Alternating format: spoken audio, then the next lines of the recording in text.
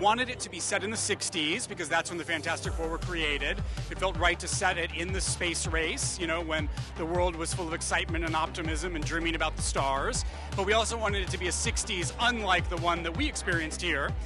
It has a bit of retrofuturism to it. So we were looking at where the world of Fantastic Four met the world of Stanley Kubrick in 2001. So it was looking at what they in the 60s were thought the future would look like, and then making that a reality for this world in the 60s. I started learning so much about her, and to me she began in 1961, you know. I'm just the 2025 version of many, many versions of her that have been, and I love that she's the first mother of Marvel, that she's the first pregnant superhero, that she's a working mother. It taught me loads about women, really, and yeah, I felt really blessed to get to know her. Honestly, every day, just driving into Pinewood Studios, I mean, so many iconic films were shot there, so, and just getting to film with these icons, it's really incredible. I feel like a lucky dinner guest, you know, so I'm very grateful.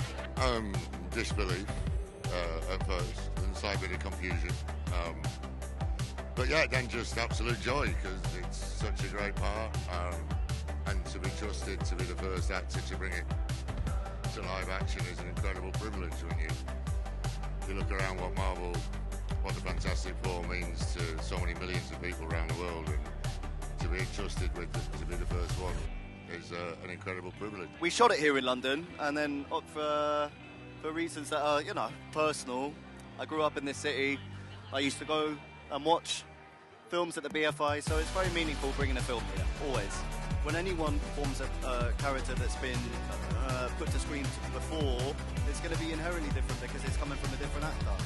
I didn't have this like kind of particular manifesto. There were just certain things that I found more interesting about the part. I mean, I don't know how you could say no to this kind of a character. He's like one of the most tragic characters in comic book history. He's a beautiful character. He's got like a soft, gooey inside and a hard candy shell. I don't know. I love this guy. There was never a world where I wouldn't do this part. No, I loved the suit. It was far more comfortable than previous suits that I've been in. If the temperature was right, you could hardly feel it, really. I would say that it didn't hide anything, that's for sure. Very form-fitting, and light blue isn't a color that really hides much.